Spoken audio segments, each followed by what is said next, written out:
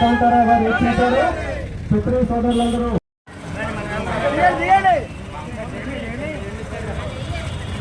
తరపున హృదయపూర్వక స్వాగతం సుస్వాగతం. ఈ విగ్రహం ముందు ఇక్కడ పెట్టడానికి స్ఫూర్తినిచ్చి ఈ కార్యక్రమానికి శంకుస్థాపన చేసి క్షత్రియ సేవా సమితి వారిని ప్రోత్సహించినటువంటి పెద్దలు రేగా కాంతారావు గారికి హృదయపూర్వక స్వాగతం సుస్వాగతం.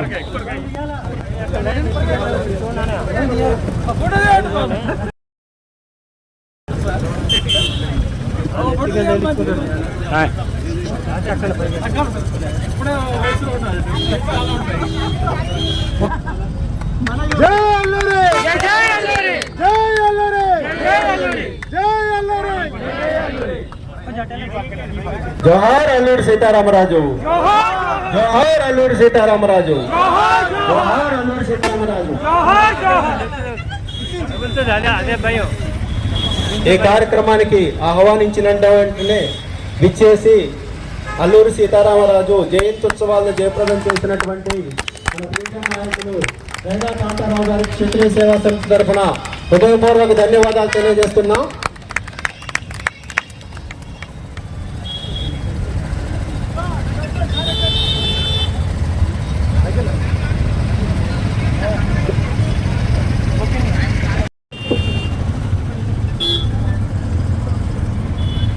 క్షత్రియ సేవా సమితి ఆధ్వర్యంలో మనుగూరు వారి ఆధ్వర్యంలో నిర్వహించినటువంటి అల్లూరి వీరుడు జ్ఞాపకంగా మన మనుగూరు సెంటర్లో ఏర్పాటు చేసినటువంటి విగ్రహావిష్కరణ కార్యక్రమానికి 127వ జయంతి సందర్భంగా ఏర్పాటు చేసినటువంటి ఈ కార్యక్రమానికి హాజరైనటువంటి క్షత్రియ సోదరులు, అదేవిధంగా అభిమానులు, శ్రేయోభిలాసులు, మిత్రులు అందరికీ హృదయపూర్వకంగా నమస్కారాలు తెలియజేసుకుంటూ అల్లూరి వీరుని యొక్క జయంతి శుభాకాంక్షలు తెలియజేస్తా ఉన్నా. మిత్రులారా,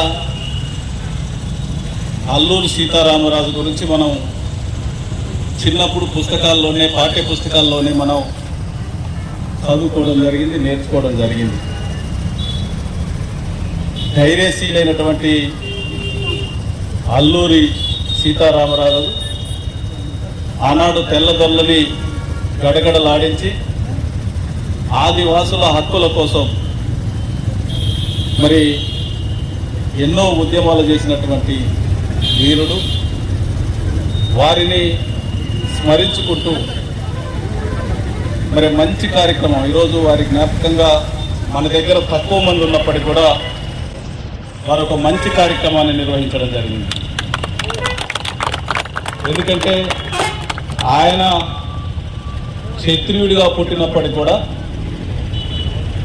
మా ఆదివాసీలతో కలిసి ఉండి మా గంటం ద్వారా సహచరుడిగా ఉంటూ ఆదివాసుల యొక్క హక్కుల కోసం వారి జీవన పరిస్థితుల్ని చూసిన తర్వాత రాజమండ్రి దగ్గర నుండి మొదలు పెడితే మన దగ్గర ఉన్నటువంటి భద్రాచలం రహదారి, ఇప్పుడు వెంకటాపురం పోయేటువంటి రహదారి కూడా ఆనాడు అల్లూరి సీతారామరాజు గారు పట్టుకోవడం కోసం నిర్మించినటువంటి రహదారి. అది ఆ బ్రిటిష్ వాళ్ళు మన మీద ప్రేమతో వేసింది కాదు అది.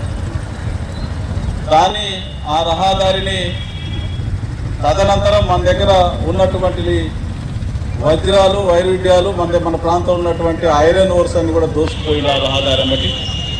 అంతే తప్ప అంత గొప్ప వీరుని వెంబటి పడి అనేక మంది ఎన్ని ఇబ్బందులు పడ్డప్పటికీ కూడా చివరికి తప్పలేదు. కానీ మంచి వారికి ఎప్పటికి కూడా వీరులకు మరణం ఉండదు. వీరులు ఎప్పుడు ప్రజల గుండెల్లో వారు చేసినటువంటి మంచి పనులు చిరస్థాయిగా నిలిచిపోతాయి. ఆ కోవకు చెందినటువంటి అల్లూరి సీతారామరాజుని మనం మొదటి తరం నాయకుడిగా మనం చెప్పుకోవచ్చు. ఆనాడు స్వతంత్ర సమరయోధుడిగా, స్వతంత్ర సంగ్రామంలో కూడా పాల్గొన్నటువంటి మహనీయులు వారు.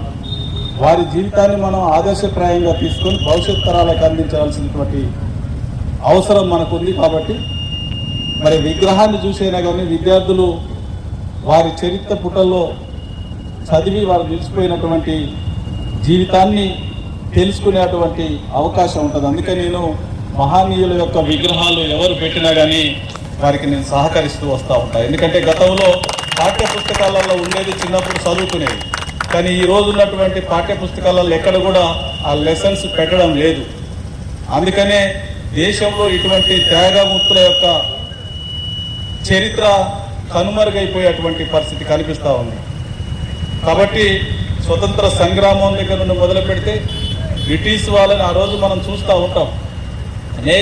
అనేక పాఠ్యాంశాలను చదువుకున్నాం. మనం గుండె నిబ్బరంతో ఒకే ఒక్కడు పోరాటం చేసి విల్లంబు పట్టుకొని ఎదురు తిరిగి బ్రిటిష్ వారిని గడగడలాడించినటువంటి ధైర్యశాలి. మరి ఆనాడున్నటువంటి పరిస్థితుల్లో బ్రిటిష్ వారికి ఎదురు తిరగాలంటేనే ఉచ్చమూసుకొని బయటికి పోయే పరిస్థితి. మరి అటువంటి టైంలో కూడా మరి సహచరుల్ని గంటందరుని పెట్టుకొని గిరిజన ప్రాంతంలో ఆనాడు పెద్ద పులంతో సాహసం చేసినటువంటి ధైర్యశీలి అల్లూరి సీతారామరాజు.